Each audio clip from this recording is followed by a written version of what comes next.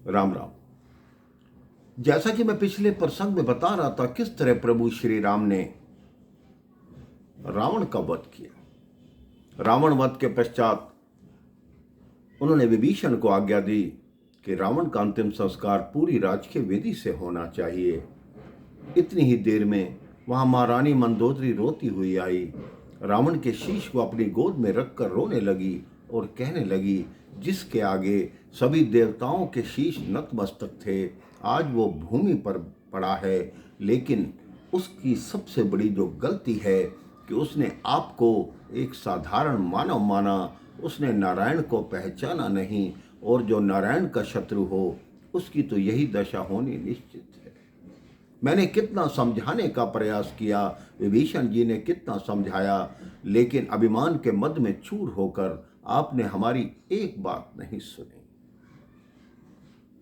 अब प्रभु श्री राम महारानी मंदोदरी को दिलासा देते हैं कि जैसा जिसका कर्म है उसको वैसा फल भोगना पड़ता है। देवी, मैंने तो बहुत प्रयास किया, शांति दूत भेजे कि ये युद्ध न हो, मुझे तो केवल जानकी को वापस लेना था, लेकिन महाराज रावण अपने अहंकार के मद में चूर होकर युद्ध के लिए ही तैयार थे, सज्ज थे।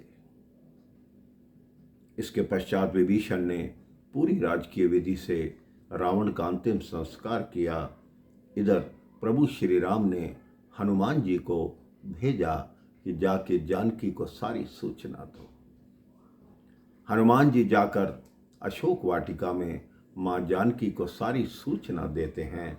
माँ जानकी प्रसन्न हो जाती है कि आखिर वो दिन आ ही गया जब मैं प्रभु श्री राम के दर्शन करूंगी, उनके चरणों को स्पर्श करूंगी। मेरी ये जो इतने दिनों की प्रभु से दूरी थी, आज वो समाप्त हो जाएगी। लक्ष्मण जी ने कहा, भैया यदि आप आदेश दें तो मैं माता जानकी को आपके पास ले आऊं। राम जी ने कहा, हम मर्यादा वाले हैं और मर्यादा का पालन करेंगे। आप सबसे पहले विभीषण जी का राज तिलक करवाओ।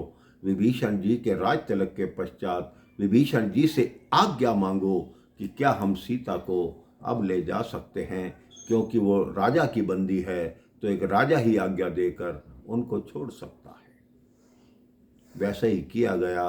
विभीषण जी का राज्याभिषेक हुआ।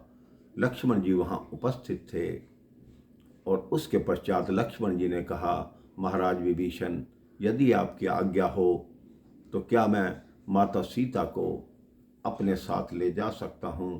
विभीषण जी कह रहे हैं कि आप अभी नहीं ले जा सकते, पहले हमें अपने कर्तव्यों का पालन करने दीजिए। विभीषण जी ने अपनी दासियों को भेजा। माँ जानकी को स्नान कराया गया, सुंदर वस्त्र अलंकार दिए गए। उसके पश्चात लक्ष्मण जी को कहा कि अब आप सीता जी को ले जा सकते हैं। अब पूरी वानर सेना लंका के बाहर नतमस्तक है। वो देखना चाहती है कि ऐसी कौन सी देवी है जिस देवी के लिए हमने इतनी दूर यात्रा की, इतना बड़ा युद्ध किया, एक बार तो उसके दर्शन कर लें। सीता माँ पालकी में आ रही थी। राम जी ने आदेश दिया कि पालकी से नीचे उतरकर पग पग चलती हुई आओ, पैदल आओ, ताकि वानर सेना तुम्हारे दर्शन कर सके। अब सीता जी जैसे ही राम जी के पास आई, राम जी के मन में विचार आया कि ये तो माया सीता है, वास्तविक सीता तो अग्निदेव के पास मेरी धरोहर स्वरूप है। अब अग्निदेव से वास्तविक सीता लेने का समय आ गया है। उन्होंने लक्ष्मण जी को कहा, लक्ष्मण तुरंत एक चिता तैयार करो, क्योंकि कल को ये समाज शंका करेगा कि जो सीता है वो रावण की कैद में 1 वर्ष तक रह के आई है। रावण कितना अन्यायी था, इसलिए सीता को अग्नि परीक्षा देनी होगी। मेरे भाई बहन, वो अग्नि परीक्षा नहीं थी, वो वास्तविक सीता को अग्निदेव से वापस लेने की युक्ति थी। लक्ष्मण जी आश्चर्यचकित रह गए। कहते हैं, क्या आपको माता के चरित्र पर शंका है। राम जी ने कहा, मुझे शंका नहीं है, लेकिन ये समाज कल को कैसी बातें करे, कैसी शंका करे, उसके निवारण के लिए ही मैं ये कर रहा हूँ। लक्ष्मण जी ने भरी आंखों से चिता तैयार की। माँ जानकी को कहा गया, वो हंसती हंसती अग्नि में से निकली। अग्निदेव ने वास्तविक माँ सीता को प्रभु को अर्पित किया। सीता माँ ने चरण छुए। सारा वानर दल जय जयकार करने लगा। प्रभु श्री राम एवं माँ जानकी का मिलन पुनः हुआ।